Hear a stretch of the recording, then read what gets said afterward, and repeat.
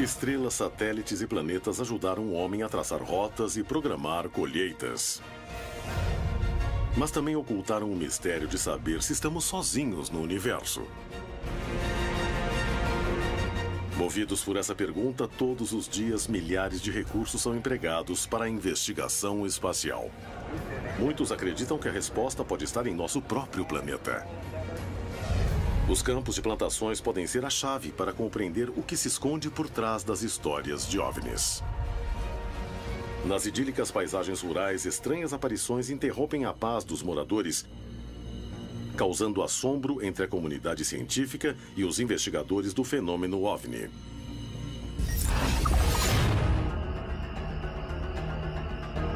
Em Buenos Aires, na Argentina, 7 investigadores estavam no campo estudando uma série de marcas no solo, quando o lugar foi invadido por objetos luminosos que pareciam interagir com eles. Havia alguma relação entre as marcas e as luzes?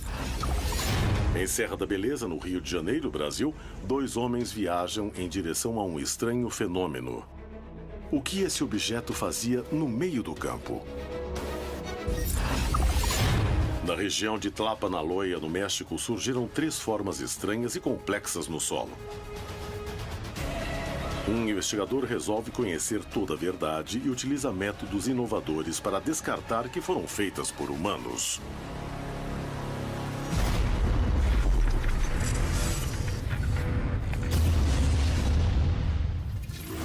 Contato extraterrestre. Hoje apresentamos OVNIs e sinais.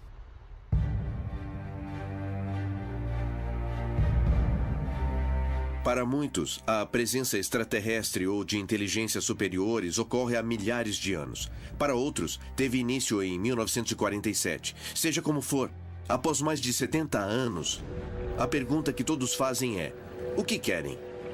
Existe uma grande quantidade de fenômenos que acompanham indiretamente o fenômeno OVNI. Mas nós não sabemos se tem relação ou não com o fenômeno OVNI. Muitos investigadores e pesquisadores acreditam que esses OVNIs, os que realmente são extraterrestres ou alienígenas, nos deixam mensagens. Uma das principais formas dessas mensagens são os círculos nas plantações. Com certeza, alguns círculos são falsos. Eu me pergunto por que escolheriam símbolos ininteligíveis. Afinal, podiam fazer uma ligação ou sei lá. A questão é o que são essas mensagens, o que significam? Acho que os círculos são mensagens para quem vive na Terra. Mas, se pensar a respeito, são vistos do céu. Então, não seria um grupo de alienígenas mandando mensagens para outros alienígenas sobre o que acontece aqui? Não resta dúvida de que uma parcela dessas civilizações que estão nos visitando buscam, sim, se deixar mostrar, se deixar ver. E se está deixando a sua mensagem, é para que ela seja vista, é para que ela seja estudada e, se possível, compreendida por nós, seres humanos.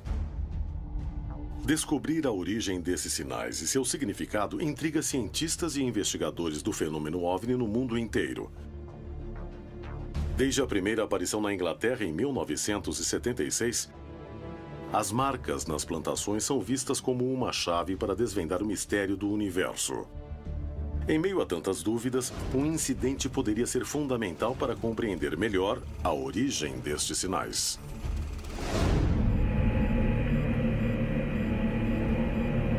No dia 4 de março de 1986, 7 investigadores foram para a província de Buenos Aires, na Argentina, para estudar de perto uma série de fenômenos OVNI.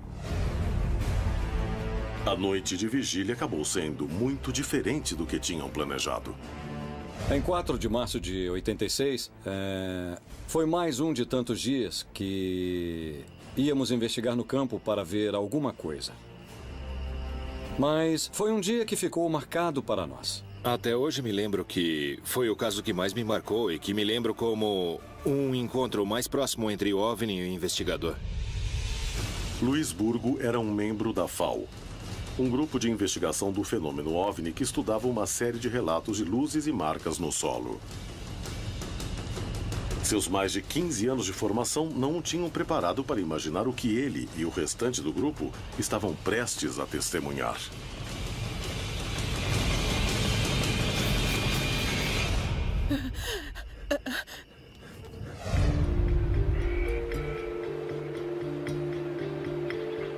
Em 1985, investigávamos uma série de aparições nessa área. E geralmente fazíamos as vigílias de OVNIs, os trabalhos noturnos de investigação de campo, na região do balneário de Atalaia. O pessoal de lá via luzes e começamos a investigar as plantações de Atalaia.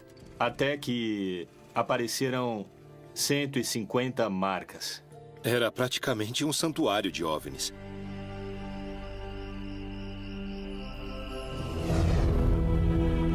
O grupo se reuniu no local combinado. No começo da estrada que chegava à plantação, onde haviam encontrado marcas no solo, cuja origem buscavam determinar.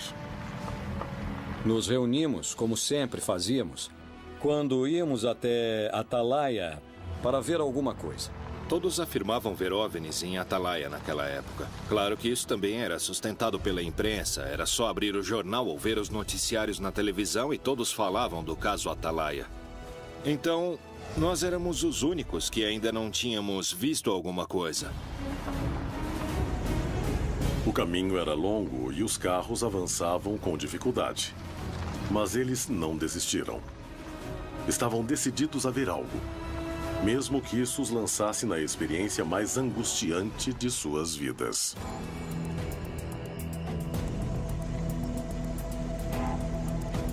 Nós fomos olhando e falando do fenômeno, querendo ver alguma coisa. Estávamos conversando normalmente, sem imaginar o que iria acontecer.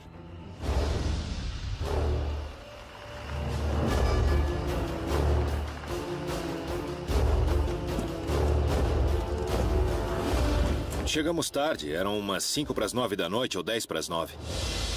A porteira da plantação onde queriam entrar para ver as marcas estava fechada. Mas em vez de encarar como um mau agouro e voltar, decidiram ficar na entrada e fazer uma vigília. Conhecíamos muito bem aquele local como a palma da nossa mão. Tínhamos passado meses por lá e sabíamos como era para ver tudo muito bem. O grupo se distraiu observando as marcas do lugar. Mas já havia sinais claros de que alguma coisa ia acontecer.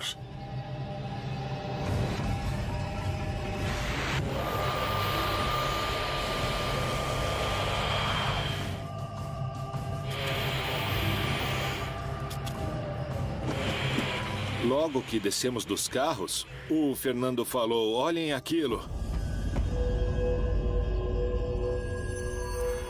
Eu olhei no horizonte e vi duas luzes. Nos viramos e lá estavam os dois objetos não identificados, praticamente em cima do vilarejo. Foi incrível. Uma coisa estranha. Não tinham forma, eram duas luzes, bem grandes, talvez um pouco menor do que uma estrela brilhante.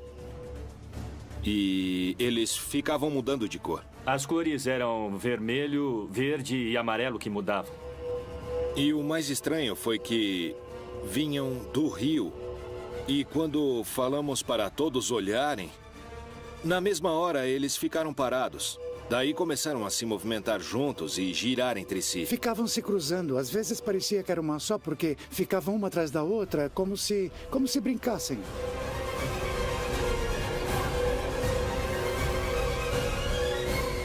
Foi um show de luzes que nunca pensei que aconteceria, que fosse ver. Eu queria que chegassem perto, porque eu não estava com medo. Então teve uma hora que eu falei para mim mesmo: nunca pensei que ia ver isso.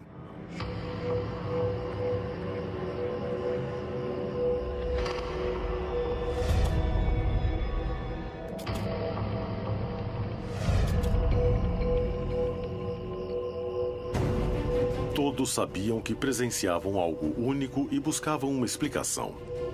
Mas rapidamente o clima de expectativa passou a ser de nervosismo quando uma das luzes começou a se aproximar perigosamente. E quando a luz começou a se aproximar, nunca vou esquecer disso, Luiz Burgos resolveu pegar uma lanterna. Começou a se aproximar da gente. E nós tínhamos uma lanterna, então cada um ia ligar a sua e ia sair correndo, porque a luz ia descer e nos matar. E aí falou. Espero que alguém fique para contar. Olha, se acontecer alguma coisa, é só ligar a lanterna, tá? Acho que isso assustou todos nós, porque ele supostamente era o mais preparado. A mudança de comportamento das luzes os aterrorizou. Um por um, perceberam que testemunhavam algo desconhecido. Poucos minutos depois, a luz retrocedeu e voltou à posição original. Eu tive a sensação de que quem estivesse dentro daqueles aparatos tinha nos detectado. Então, para mim, foi uma espécie de contato a nível visual. Nós os vimos e eles nos viram.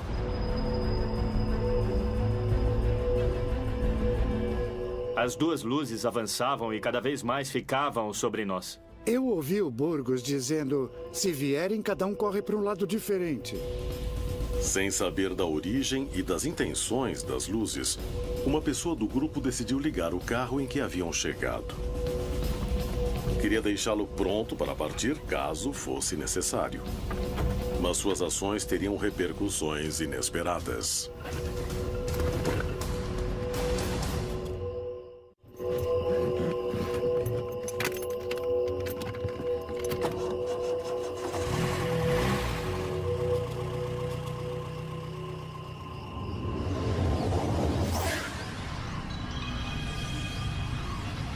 Vai logo, apaga o farol, Era apaga! como se os dois objetos quisessem nos assustar, nos fazer fugir dali. Como se tivessem a necessidade de descer naquele lugar onde havia as 150 marcas que tínhamos observado e estivéssemos atrapalhando, como se dissessem, pessoal, saiam daí porque temos que estacionar. Ficaram em cima de nós. E atrás tinha umas 150 marcas. Burgos disse, olha, se eles querem descer, eu não acho que vão se importar se estamos aqui ou se tem vacas. Eles vão descer e pronto.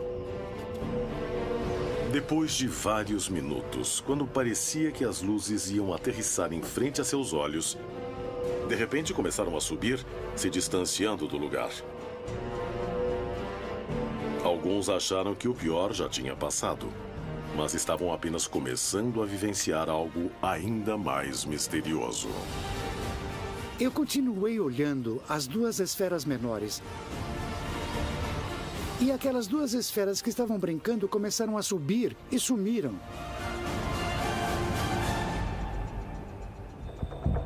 Fernando continuava em estado de choque e seu nervosismo levaria a uma nova descoberta ainda mais preocupante. Quando partiram, as duas luzes foram bem devagar, as duas se juntaram e foram bem devagar. E nós ficamos lá um pouco, passamos alguns minutos conversando e comentando, alguns emocionados, outros nervosos, e num determinado momento...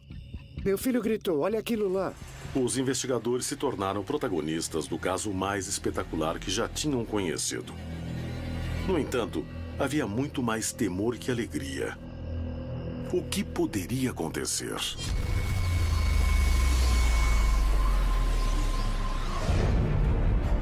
As histórias que envolvem supostos sinais se repetem por toda a região. Mas poucos casos despertam tanta curiosidade e fascinação como as marcas que aparecem da noite para o dia nas plantações.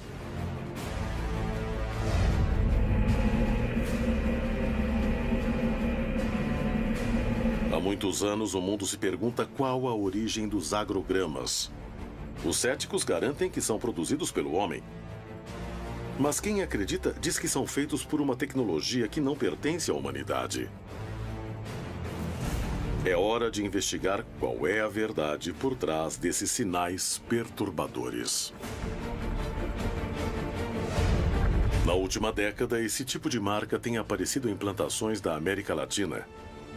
Em Tlapanaloya, no estado do México, os agrogramas começaram a surgir em 2011.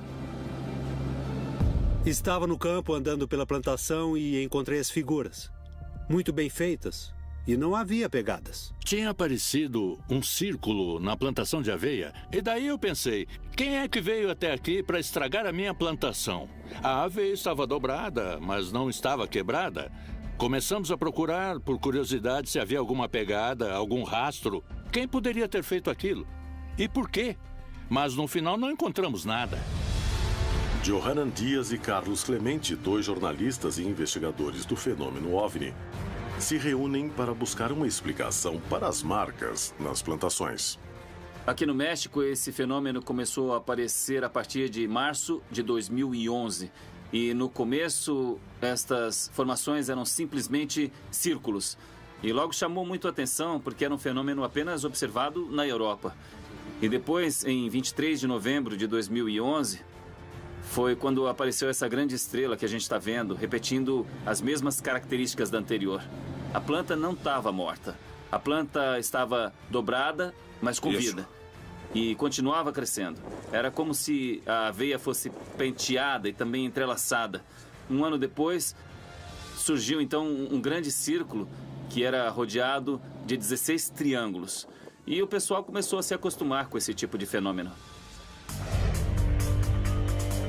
Um dos elementos que mais chama a atenção nesse tipo de marcas é que as testemunhas dizem que aparecem de um dia para o outro, em absoluto silêncio. E que nas noites anteriores, muitos veem luzes estranhas na região dos agrogramas.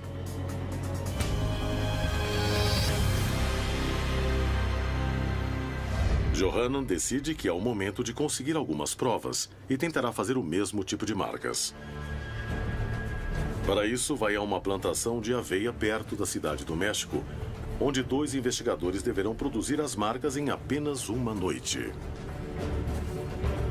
Esta prova permitirá estabelecer até que ponto a mão do homem pode ser responsável por estes sinais.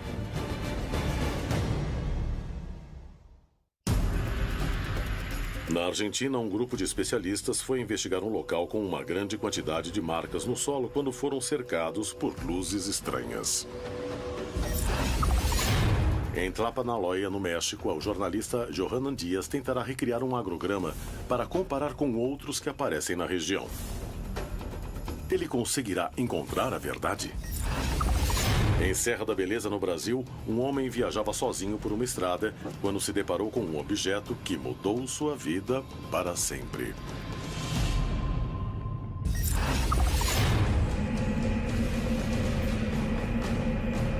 No dia 4 de março de 1986, 7 investigadores do fenômeno OVNI realizavam uma vigília ao lado de uma plantação onde tinham encontrado mais de 150 marcas no solo, que atribuíram a objetos voadores não identificados. Pouco depois que chegaram, viram 2 luzes estranhas que começaram a se aproximar em grande velocidade, deixando todos em pânico. As luzes desapareceram, mas algo ainda mais ameaçador estava prestes a acontecer.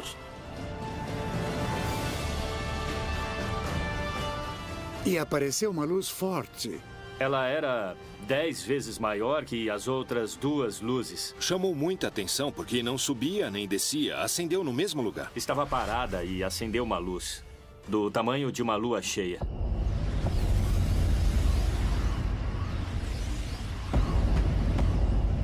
E eu vi que veio em nossa direção, de uma maneira ameaçadora. Branca, enorme e agressiva, como se fosse bater em nós. E aí o Rodolfo, que era um dos membros do nosso grupo, falou para nos jogarmos no chão.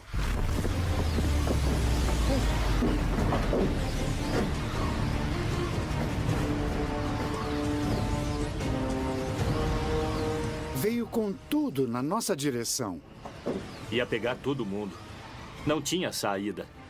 Todo mundo foi para debaixo dos carros e eu não. Eu queria que chegasse perto. Achei que fosse nos queimar. Me joguei no chão apavorado, achando que íamos desaparecer.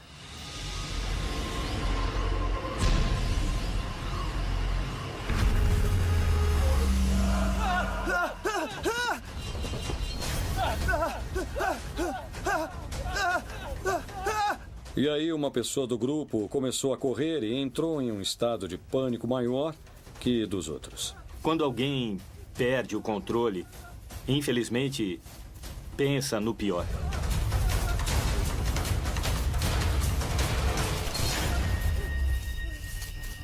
Enquanto Ana tentava acalmar Fernando, Avelino tentava tirar uma foto do que via. Era a foto mais difícil de sua vida. Foquei a câmera e quando ia apertar o botão, apagou.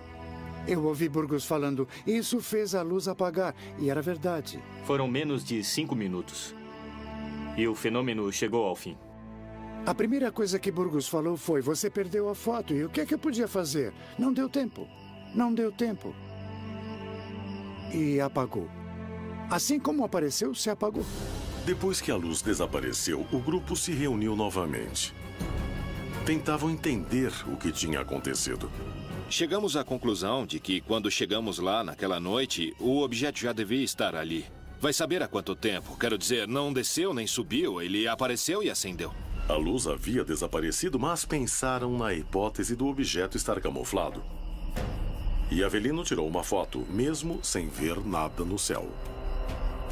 Quando revelei as fotos, no lugar da luz, apareceu uma esfera escura, que estava lá, mas ninguém viu. Isso nos deu a ideia de que, quando apagou a luz, o objeto se aproximou do grupo. Então nós ficamos a uma distância muito pequena, porque seria impossível ter captado o objeto, ainda mais com a escuridão da noite.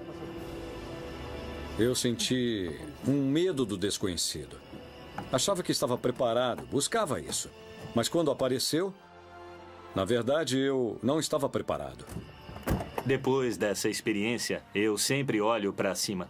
Você começa a considerar algumas coisas depois. Se estavam tripulados, se havia alguém, por que veio para cima de nós? Um monte de perguntas que depois, com o tempo, ficam na sua cabeça até o dia em que você morrer. A noite de 4 de março de 1986 ainda guarda mistérios que os investigadores não puderam resolver.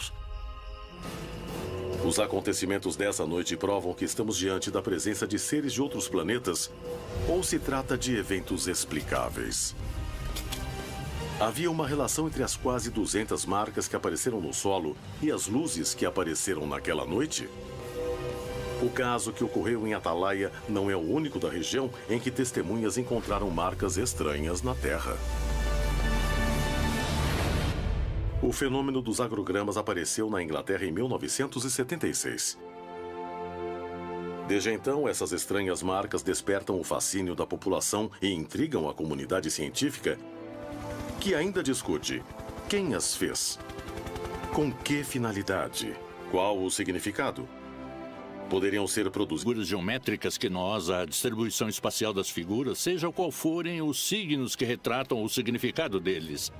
Quem os faz tem uma mentalidade e uma cosmovisão muito parecida com a nossa. Até onde é possível serem feitas pelo homem? Seriam algum tipo de mensagem? Eu não sei se há uma mensagem para a raça humana de extraterrestres. Eles são provocados por uma inteligência. Essa inteligência está deixando ali a sua marca, a sua pegada, o seu sinal. Será que alguma dessas civilizações quer se comunicar com a gente? Esses fenômenos estranhos começaram a se apresentar na América Latina.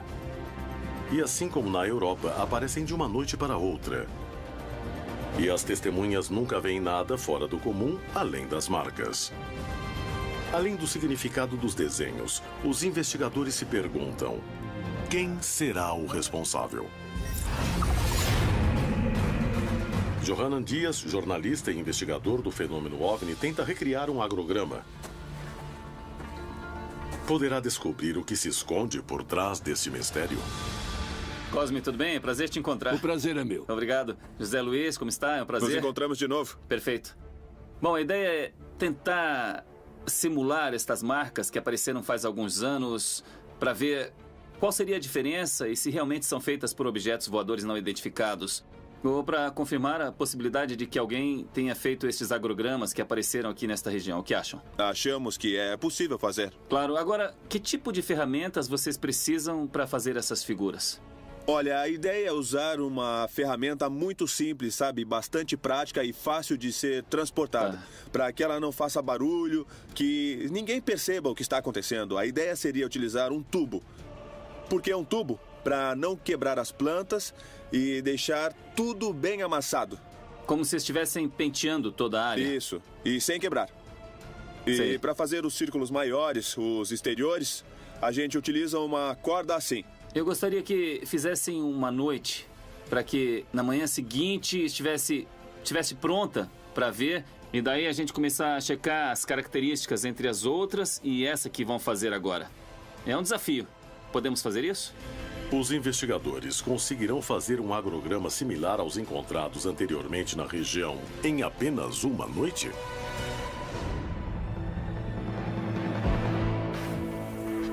Os dois investigadores trabalham durante a noite. A regularidade do terreno semeado facilita um pouco a tarefa. No entanto, a falta de luz e ferramentas que fazem barulho são uma limitação que os prejudica.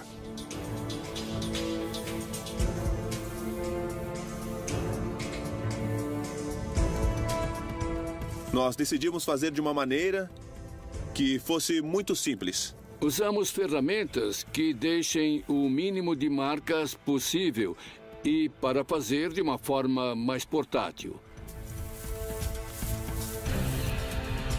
Eu acho que nós vamos ter êxito. E no final, as figuras que nós fizemos se assemelham muito com outras figuras. Após uma noite de trabalho, os especialistas deixaram as marcas prontas para analisá-las na manhã seguinte. Conseguiram descobrir o mistério por trás dos agrogramas? Será que existem mesmo sinais que confirmem que somos visitados por seres de outros mundos? No Brasil, na Serra da Beleza, um homem dirigia sozinho em uma estrada à noite.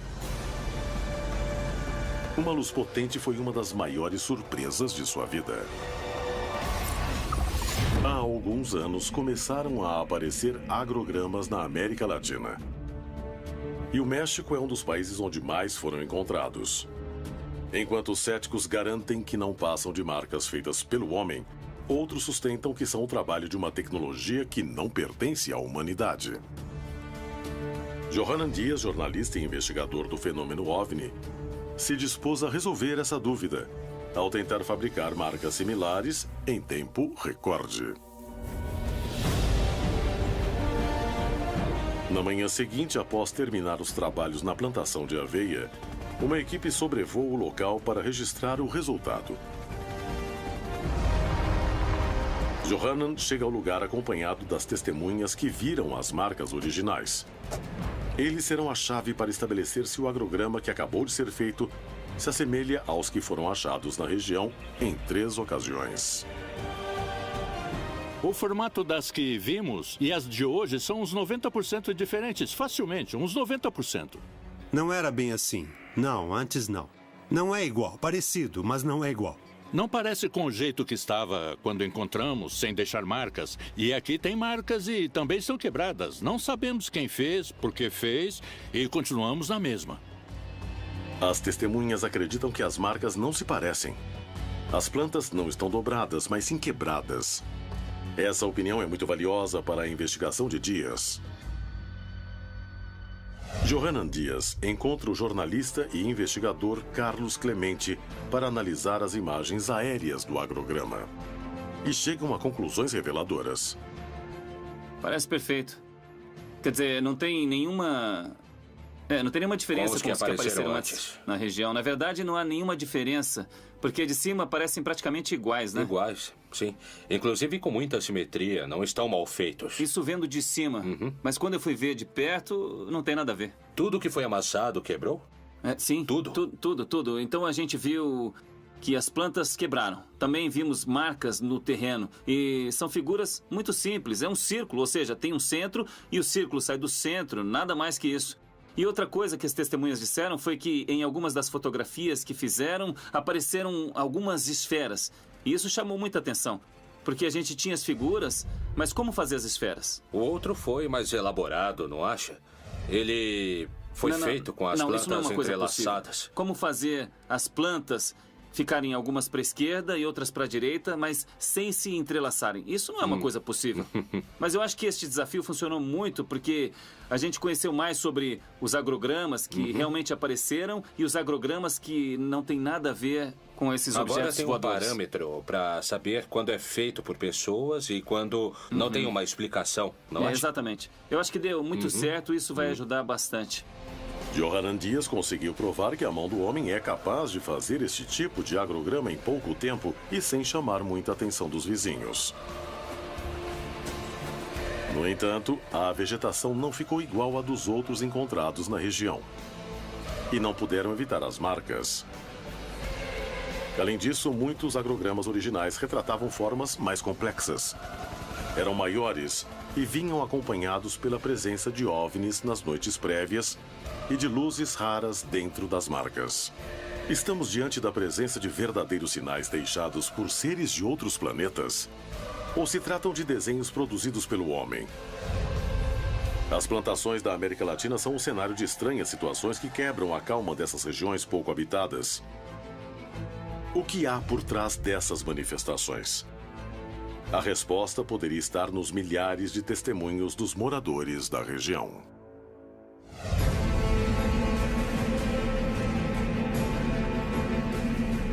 Em uma noite fria de 1988, na Serra da Beleza, no Rio de Janeiro, Brasil, Alexandre dirigia totalmente sozinho por uma estrada quando teve uma experiência que o marcaria para sempre.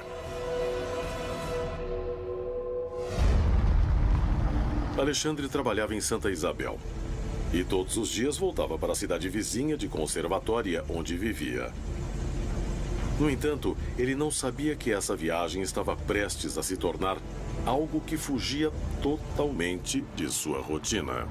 Eu era bancário na época.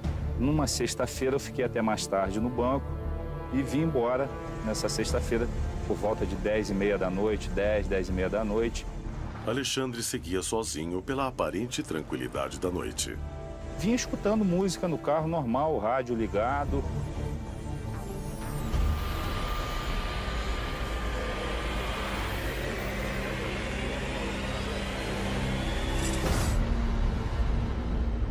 Vindo na estrada, eu notei no alto da serra aquela luz por detrás da montanha. É a Serra do Cavalo Russo, uma montanha de pedra e que essa montanha parecia ser a lua por detrás da montanha. A lua surgindo, né? Em vez de parar o carro, Alexandre abandonou o bom senso e começou a avançar até ficar frente a frente com a luz estranha. Quando eu cheguei na curva, eu notei que a lua não surgia por detrás da montanha. Então, fiquei olhando aquilo e parei o jipe. Era só como se fosse uma luz fluorescente, em cima da montanha. Até então, eu não tinha certeza do que era.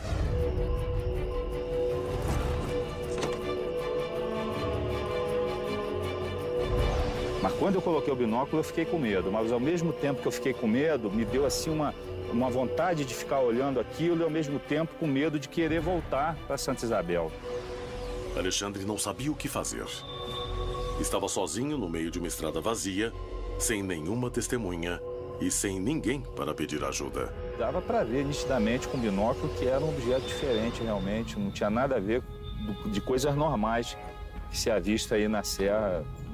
Era realmente totalmente diferente do que eu já vi em toda a minha vida. Era um prato de cabeça para baixo, ao contrário, e cheio de luzes em volta. Eu botava o binóculo e via essa luz girando em volta do prato.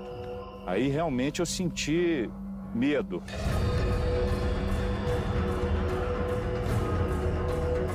Fiquei observando o prato por volta de uns 15 minutos.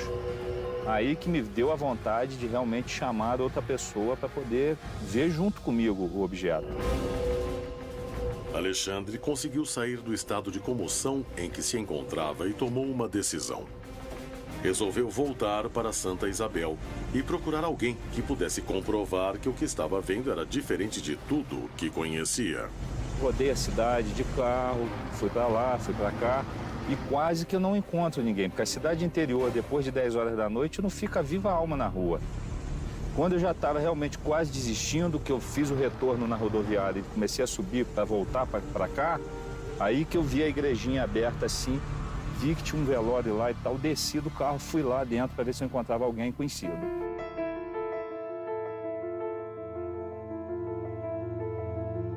Era um velório de uma senhora que tinha falecido em Santa Isabel, devia ter umas 8 ou 9 pessoas. No velório, Alexandre encontrou Floriano, seu amigo e mecânico. Sem hesitar, foi até ele para conversar sobre o que havia acontecido. Ninguém percebeu como eu falei com o Floriano. Eu não cheguei gritando dentro do velório, não cheguei gesticulando, falando, eu vi a luz, para não assustar as outras pessoas, né? Porque ninguém falou, vamos lá ver o disco voador. Finalmente, Alexandre tinha encontrado alguém conhecido, mas não sabia se Floriano ia querer acompanhá-lo. Eu disse, Floriano, por favor, vamos, o senhor quer ver a luz que aparece lá na serra? Eu falei, poxa, eu moro aqui há 50 anos, nunca vi. Poxa, vamos lá agora, Alexandre.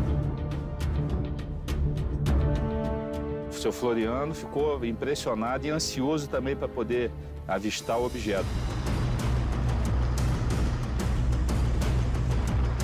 E fomos conversando, e ele foi, será que é verdade mesmo? Eu falei, vamos lá para o senhor ver, se estiver lá, o senhor vai ver o que eu estou vendo. Alexandre queria muito que a luz estivesse lá.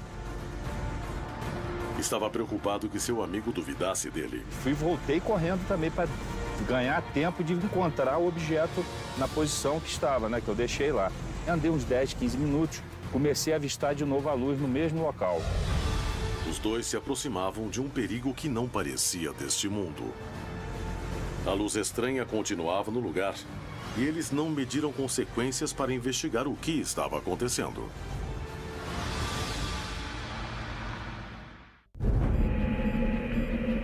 Alexandre dirigia sozinho por uma estrada vazia.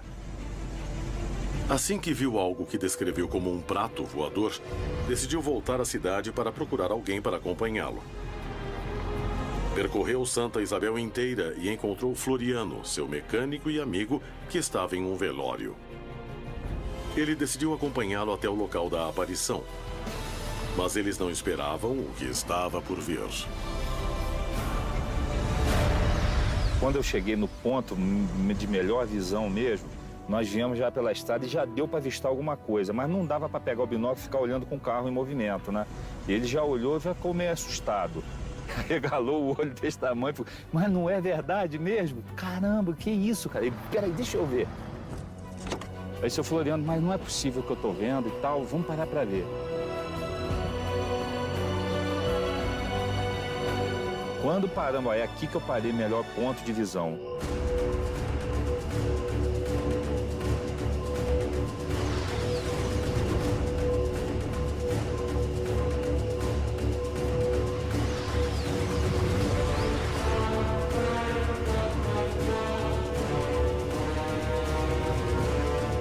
Ele olhou, botou o binóculo, ficou impressionado. Ficamos uns 15 a 20 minutos vendo essa luz lá. Nós notamos que o objeto não modificava mesmo, ele ficou parado, estático, e aquelas luzes girando. Nós ficamos nisso daí uns 20 a 30 minutos, meia hora, mais ou menos. Aí eu falei, sabe da coisa, vamos embora, vamos deixar isso pra lá. O que adianta? O que nós vamos fazer? Nós vamos chegar próximo demais, não vai levar a nada também. Não tem como documentar isso. O tempo passava, o objeto continuava lá. E Alexandre tomou uma decisão baseado no que sentia. Daqui pra frente eu não vou mais, Floriano, porque eu já tô com medo, não tô me sentindo bem, sei lá, me assustou. Aí o Floriano, faz o seguinte, então, vamos embora pra Santa Isabel e lá você não vai voltar mais hoje pra conservatória, porque é perigoso, sim, a gente não sabe o que isso pode fazer. O temor que Alexandre sentiu foi tão grande que ele seguiu o conselho do amigo e resolveu não voltar para casa naquela noite. A experiência foi tão forte que não apenas decidiu não voltar sozinho, mas também mudou sua vida para sempre. Sim, privilegiados realmente de ter visto isso. Hoje em dia eu tenho uma outra concepção mesmo de disco voador, o que é realmente o disco voador, né? O OVNI. E se você observar, você vai ver sim alguma coisa diferente, se as pessoas passarem a observar melhor, né? Ao redor. As vastas terras pouco povoadas do território latino-americano guardam milhares de experiências como a de Alexandre e Floriano. Testemunhas privilegiadas e casuais de eventos que a ciência não consegue explicar. Quantos eventos ainda mais estranhos podem estar ocorrendo no continente, diante da solidão da noite? Plantações marcadas da noite para o dia. Figuras complexas. Dúvidas na comunidade científica, testemunhos que narram a presença de luzes. Mas qual é seu significado? Qual sua importância? E, acima de tudo, qual é sua origem? Os agrogramas são figuras misteriosas que costumam aparecer nas plantações. Eu não me atreveria a afirmar como são feitos e nem posso afirmar que são obras de seres de outros mundos. Para mim, são simplesmente um enigma. Não se tem ainda absoluta certeza de que esses crop circles têm uma associação direta com UFOs. Muito embora, no aparecimento destes círculos, se tem relato de que pessoas têm observado UFOs no céu. Todas as culturas do mundo, em diferentes etapas, quiseram se comunicar com os deuses. Agora, com as evidências encontradas em plantações, pode parecer que são os deuses que querem se comunicar conosco. Digo isso no sentido metafórico. Acredito que este é o problema da busca incessante de saber quem somos e o que queremos. Na minha visão, se existe comunicação entre duas civilizações, a primeira coisa que precisa ser feita é ensinar um alfabeto. E talvez, quem sabe, se houver uma mensagem, em primeiro lugar, é tentar nos ensinar um alfabeto alienígena para que no futuro nós possamos nos comunicar. Decifrá-los, tentar entender o que eles significam, talvez seja tentar decifrar a mensagem de um grupo de civilizações que há muito tempo nos observa. Os agrogramas são um dos maiores enigmas que cercam o fenômeno OVNI. Estabelecer sua origem e significado desafia a comunidade científica. Estamos diante de marcas feitas por seres de outro planeta? Descobrir a verdade por trás das histórias de OVNIs pode ser a prova que nos permite estabelecer se estamos sozinhos ou não no universo. Algum dia o homem poderá dar uma resposta a esse mistério? Quantos eventos ainda mais estranhos podem estar ocorrendo no continente diante da solidão da noite?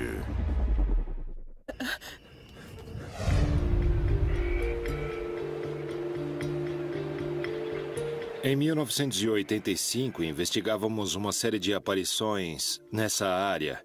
E geralmente fazíamos as vigílias de OVNIs, os trabalhos noturnos de investigação de campo, na região do balneário de Atalaia. O pessoal de lá via luzes e começamos a investigar as plantações de Atalaia.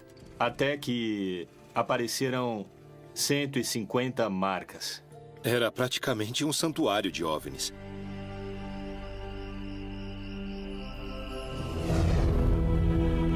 O grupo se reuniu no local combinado. No começo da estrada que chegava à plantação, onde haviam encontrado marcas no solo, cuja origem buscavam determinar. Nos reunimos, como sempre fazíamos, quando íamos até Atalaia para ver alguma coisa. Todos afirmavam ver OVNIs em Atalaia naquela época. Claro que isso também era sustentado pela imprensa. Era só abrir o jornal ou ver os noticiários na televisão e todos falavam do caso Atalaia. Então, nós éramos os únicos que ainda não tínhamos visto alguma coisa. O caminho era longo e os carros avançavam com dificuldade. Mas eles não desistiram. Estavam decididos a ver algo, mesmo que isso os lançasse na experiência mais angustiante de suas vidas.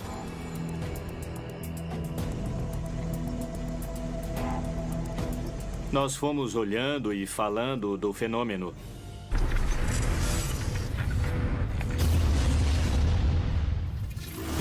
Contato extraterrestre.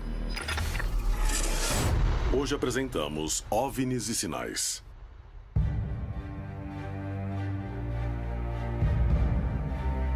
Para muitos, a presença extraterrestre ou de inteligências superiores ocorre há milhares de anos. Para outros, teve início em 1947. Seja como for, após mais de 70 anos, a pergunta que todos fazem é: o que querem? Existe uma grande quantidade de fenômenos que acompanham indiretamente o fenômeno OVNI. mas nós não sabemos se tem relação ou não com o fenômeno OVNI. Muitos investigadores e pesquisadores acreditam que esses OVNIs, os que realmente são extraterrestres ou alienígenas, nos deixam mensagens. Uma das principais formas dessas mensagens são os círculos nas plantações. Com certeza, alguns círculos são falsos. Eu me pergunto por que escolheriam símbolos ininteligíveis. Afinal, podiam fazer uma ligação ou sei lá. A questão é o que são essas mensagens, o que significam? Acho que os círculos são mensagens para quem vive na Terra. Mas, se pensar a respeito, são vistos do céu.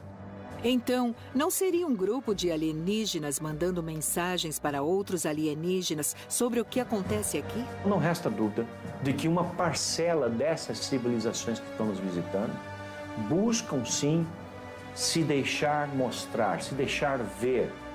E se está deixando a sua mensagem, é para que ela seja vista, é para que ela seja estudada e, se possível, compreendida por nós, seres humanos. Descobrir a origem desses sinais e seu significado intriga cientistas e investigadores do fenômeno OVNI no mundo inteiro.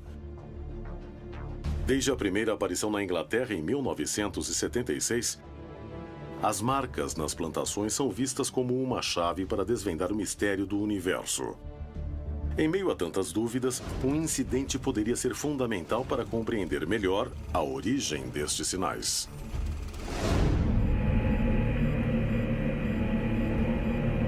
No dia 4 de março de 1986, 7 investigadores foram para a província de Buenos Aires, na Argentina, para estudar de perto uma série de fenômenos OVNI. A noite de vigília acabou sendo muito diferente do que tinham planejado. Em 4 de março de 86, foi mais um de tantos dias que íamos investigar no campo para ver alguma coisa.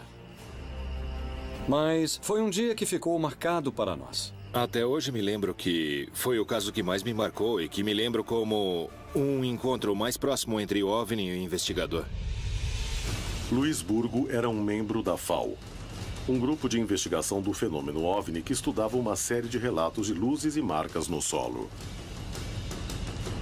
Seus mais de 15 anos de formação não o tinham preparado para imaginar o que ele e o restante do grupo estavam prestes a testemunhar.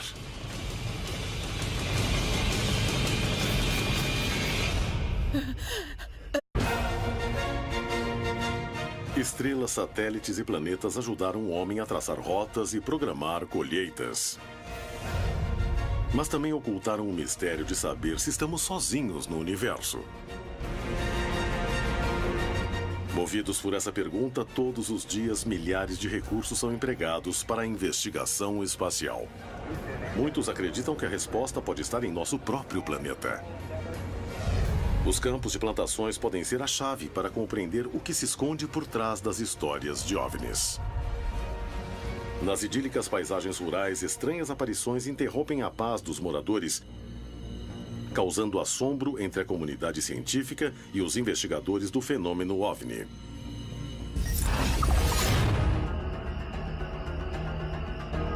Em Buenos Aires, na Argentina, 7 investigadores estavam no campo estudando uma série de marcas no solo.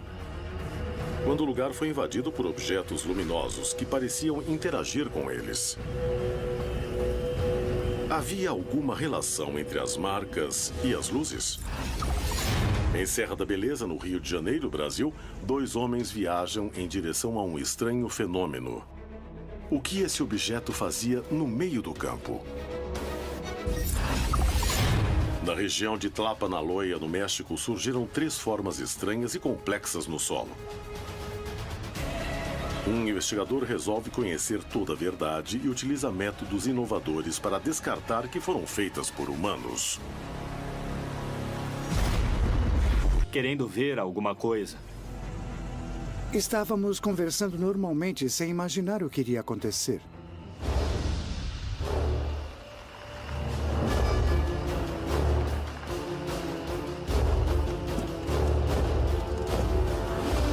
Chegamos tarde, eram umas 5 para as 9 da noite ou 10 para as 9. A porteira da plantação onde queriam entrar para ver as marcas estava fechada.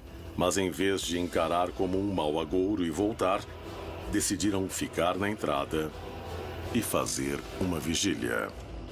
Conhecíamos muito bem aquele local como a palma da nossa mão. Tínhamos passado meses por lá e sabíamos como era para ver tudo muito bem. O grupo se distraiu observando as marcas do lugar. Mas já havia sinais claros de que alguma coisa ia acontecer.